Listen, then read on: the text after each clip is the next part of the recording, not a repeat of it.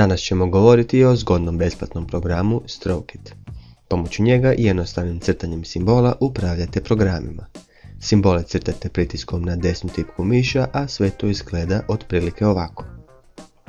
Kosa crta prema gore smanjuje i ponovno povećava prozor. Kosa crta prema dolje ga minimizira. Ravna crta prema gore je copy, a prema dolje paste. Slovo C zatvara prozor. Slovo S je save, a P je print. Slovo M otvara Outlook mail, a duplove vaš internet preglednik.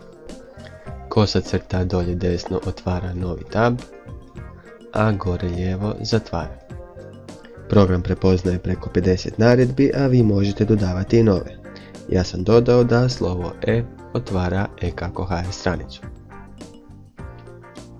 Sada ću vam pokazati i kako sam to napravio. Otvorite Strokit, označite vaš internet preglednik i desnim klikom kliknite na New Command. U padajućem izborniku izaberite koju akciju želite izvršiti. Ja želim otvoriti novi website, a u prozor website upišite adresu sajta. Zatim kliknite na New Action koji odmah možete i preimenovati. U ovom padajućem izborniku izaberite simbol koji želite koristiti. Ja ću namjestiti slovo Y. I kliknite na Add Gesture. I to je to. Idemo provjeriti da li sve radi. Upišem slovom Y.